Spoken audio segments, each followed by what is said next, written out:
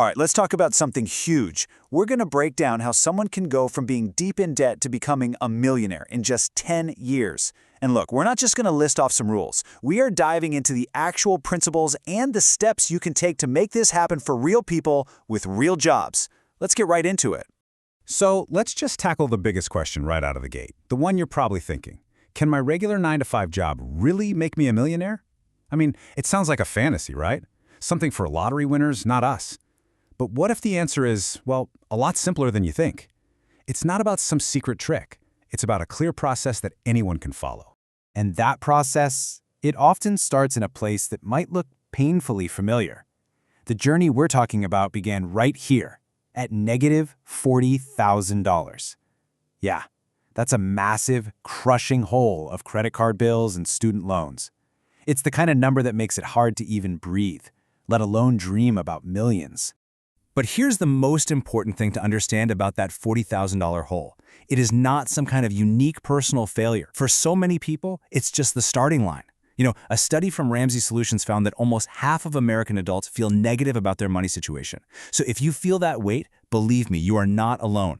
The real question isn't how you got there, it's how do you start climbing out. And the climb starts right here, between your ears. Before you even touch a budget or a spreadsheet, you have to rewire the way you think about money. This is everything. Your wealth, your future, it is built in your mind first, long before it ever shows up in your bank account. So how do you do that? The main tool is financial literacy. It's simply the skill of understanding how money actually works. Things like, how does debt really trap you? How does investing and compound interest become your secret weapon? It's the stuff that, for some crazy reason, we're not really taught in school, but it is the absolute foundation for any kind of financial comeback. And the good news, it has never, ever been easier to learn this stuff. There are amazing books, podcasts, YouTube channels, it's all out there. But, and this is a big but, look at that last point. Stick with trusted experts. Social media is an absolute minefield of terrible advice and get-rich-quick scams. You have to be ruthless about who you let into your brain. Now, this slide gets right to the core of a huge mental block for a lot of us. Our culture screams at us to keep up, right? To spend money we don't have on things we don't need to impress people online. But real wealth, that's built by building up. That means quietly focusing on your goals, on increasing your net worth, not just making your life look good for others. And this quote just says it all, doesn't it? Buy things that make you wealthy instead of things that just make you look wealthy. This is about a massive shift. You stop buying liabilities, like a brand new car that plummets in value, and you start buying assets, things like investments in your retirement account that will actually grow and make you money while you sleep. It's a simple switch, but it changes everything. Look, we all love an exciting story. The person who got rich overnight on some crypto coin. But a huge study of millionaires found something that's honestly kind of a relief. The real path to wealth is usually boring. It's not about risky bets. It's built on things like consistent contributions to your 401k, choosing a public university to avoid massive debt, and yeah, even something as simple as using a grocery list. Boring is effective. Boring works. Okay, so you've started to rewire your brain. What's next? Well, the next factor is massive, and it's the people you choose to have around you. You've probably heard the saying, your network is your net worth. Well, when it comes to your money, that is 100% true. So take a hard look at your inner circle. If you're married, are you and your spouse on the same team financially? This is maybe the single biggest money decision you'll ever make. You can't paddle a canoe forward if your partner is paddling backward. And what about your friends? Are they inspiring you to save and build, or are they constantly pressuring you to go out and spend?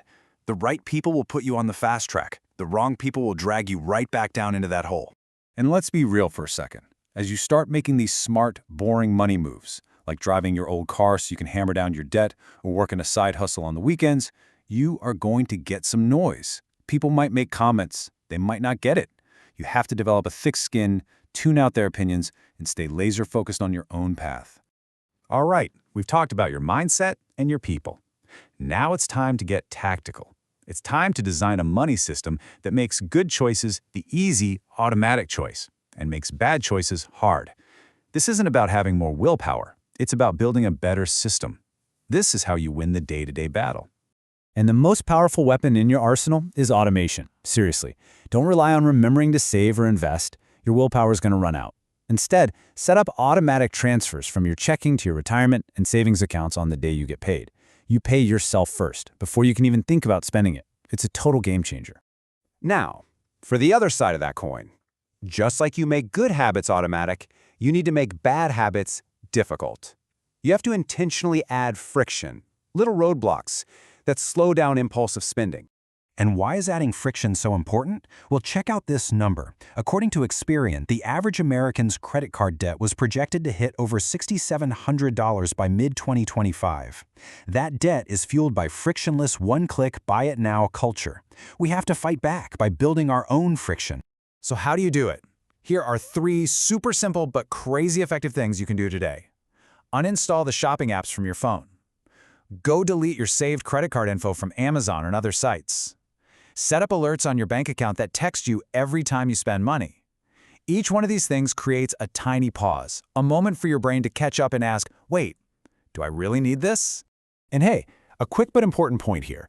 Being frugal is great, but sometimes trying to DIY everything to save a buck actually costs you more. A botched plumbing repair or a mistake on your taxes can end up being way more expensive than just hiring a professional in the first place. You've got to know when it's smarter to pay an expert. Okay, so we've covered the mindset, the people you surround yourself with, and the systems to put in place.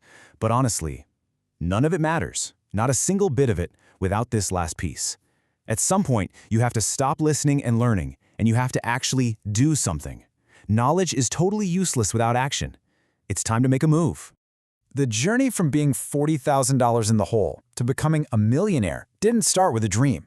It started with one single action. So here are 3 powerful first moves you can make right now. Just pick one. That's it. Create a real plan to pay off your debt. Automate that savings transfer. Or bump up your retirement contribution. Any one of these is a huge step in the right direction.